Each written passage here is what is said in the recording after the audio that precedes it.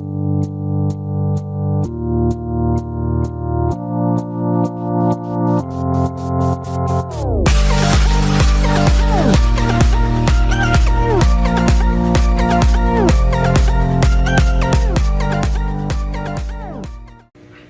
guys, so welcome back to another Aquariums update. I'm kind of liking these smaller videos, so I think we're going to keep that going. It's nice to just kind of record whenever I want to and just upload a video real quick. So, got some rocks here. Like I said in the last video, I'm going to put some rocks in the betta tank, that way I can put the quarries in there. The reason I waited was because the rocks are going to provide a little bit of duck and cover for the quarries in case the betta is a little feisty. The koi bettas are a little bit more agile because their tails are a lot smaller, so they're going to move around more like a female betta than they are a male betta. Anyway, it'll all be okay, hopefully. I guess we'll find out. But these are kind of the selection I chose. Now these are local to my creeks. I don't know exactly what type of rock it is. If you know, comment below. But it's not harmful. I've done all the tests, but just some nice rocks. I have a whole bucket full, so I kind of just grab them out when a new tank arises. Real quick though, before we get to that project, I want to do a couple updates on some of the tanks. So these two are getting along just great. Let's see if he's camera shy. No, not really. He's actually putting on some weight now. He's finally starting to grow a little bit, so that's freaking awesome. But he's actually not camera shy at all. I'm actually not on him. Oh, there you go. Now he's getting a little freaked out. We just saw the rainbow shark here. I do not know where he ran off to. Oh, here we go. So here's the rainbow shark. Getting along just great. He's eating like crazy, which is a good sign. But yeah, hopefully these two don't ever have any problems. He followed him around there for a little while. He still kind of does. Looks kind of stalking him, but he's never actually lunged at him at all. So we're looking good there. I just wanted to update that because I don't remember if I have or not since releasing him. I don't even know if I had a video of. I don't even think I did any videos on releasing him. But anyway, besides the point. Also, I've had a death in this tank already.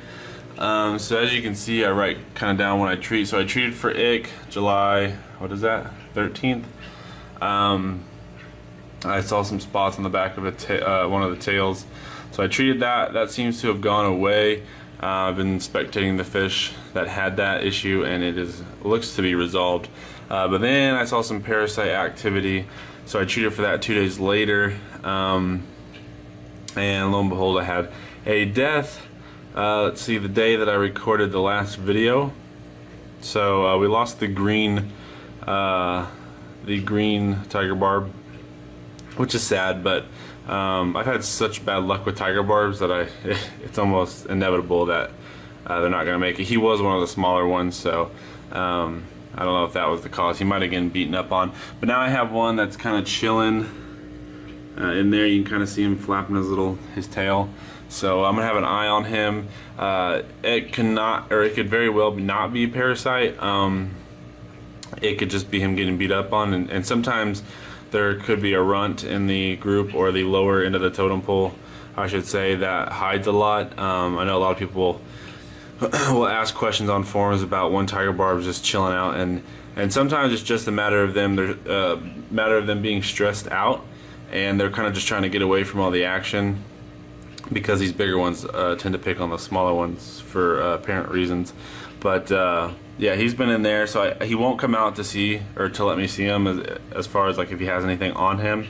But he seems to be in good health as far as weight, like he's eating.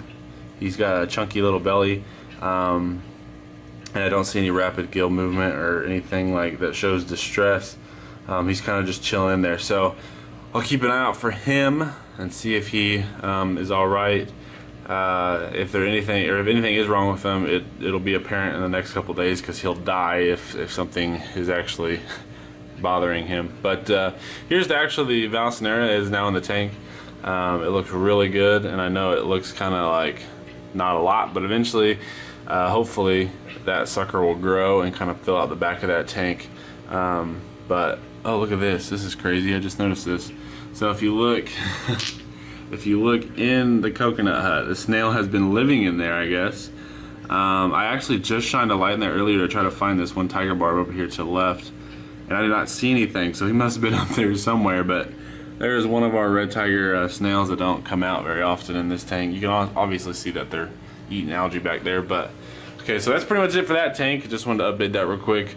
Hopefully we don't have another loss, but or eventually we'll get it all figured out. Also, Frank is kind of out a little bit. He's just an old fart. I've been keeping an eye on him as well, just because of his age, and his tail is getting a little ratty. So just been keeping an eye on him to make sure that his health's okay, and that he's doing all right. So it seems to be okay. He kind of just does this for the most part, hides, but we are keeping an eye on him. As you can see, has been treated. I treated some erythromycin for his tail, but I'm about to lose battery, so I'm actually gonna get another one, and I'll be right back. Alright guys, so we're back. Sorry about the battery change. Anyway, since that all kind of occurred, Frank actually came out. He's on top of the water, which is always a good sign.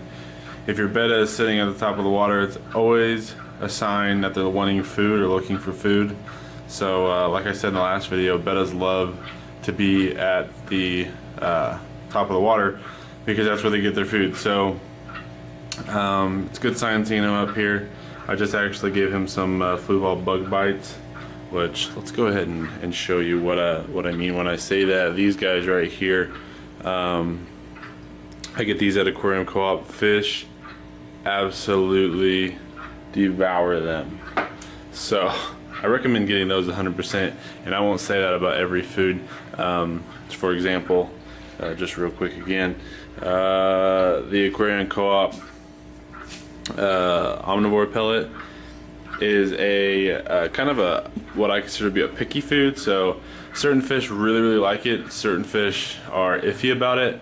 Bettas seem to enjoy it, and then goldfish really enjoy it because goldfish enjoy everything. But the tiger barbs will eat it. For example, let's see, the tetras will not eat it, the neon tetras, and this could be tank specific. So I mean, I guarantee there's someone out there that tetras just devour it. So for me personally, that's my experience. Still a great food, good quality food. If you read the ingredients, it has a lot of good stuff in it. But anyway, that was pretty much it for Frank's tank. The cories in here are, I just saw them. They usually hide out in the crack there. I do not actually see them right now. Oh, is that one? Nope, that's a leaf. Good job. Good job finding the leaf. So, I do not see them in the cracks anywhere, but I do know that they're alive and well. I just saw them. So, oh, actually, you know what? There's one right there. I probably looked at them 50 million times, but they're doing okay. And then as far as the goldfish, the only thing really to update on this little guy is that he has almost eaten the whole entire wisteria plant that was in here, which is okay. I put it in here for that reason. I knew he would probably munch on it, and it's good for him. So I just put actually another loose piece I found in one of the other tanks in there. He's he's just a peppy little fish. But yeah, so that's pretty much it for that tank. Not much to look at there. But for the project of the night, while the battery was charging on my camera, I decided to go ahead and take initiative and get those rocks in there and get these cories out. And let me tell you, I've spent so long trying to get these cories out. I should have done it while the tank was broken down. I chose not to. So the tank actually is tweaked a little bit because I was running into logs and stuff. I actually kind of like it better the way that the log's a little bit lower. But yeah, so they're out finally. We'll go check on them here in a second. Also, I gotta get that stupid thing off the back of that tank because it just makes the most annoying sound. But here we go. Here we go. Oh, let's take a seat. This is what I like about this tank, because I have a seat by it. Here is the koi betta. It's kind of just chilling. Like I said, I'm still iffy about this light. Where'd he go? There we go. But the problem arises is when I try to find the quarries. I don't know exactly if I can zoom. I don't know if that's actually doing anything. Anyway, they are in here and they are alive. Actually, I can see one. I know you're probably not gonna be able to see it, and I don't even know if I can get my camera back there. But you can kind of see the outline of him underneath the sponge filter. So we'll try to get a shot of him eventually. They just got put in there with a hostile creature, so they're gonna be a little timid. But this is kind of the new setup. I'm already planning on adding more because I don't think this is enough, but this is enough for the quarries to actually have some hiding spots and stuff, because quite frankly the betta sleeps underneath this sponge filter, so I don't think they're going to be there for that much longer. But you got a nice cave system here, and then you also have a nice dark cave system over here that's actually next to the log, which also has kind of a cave system in it already.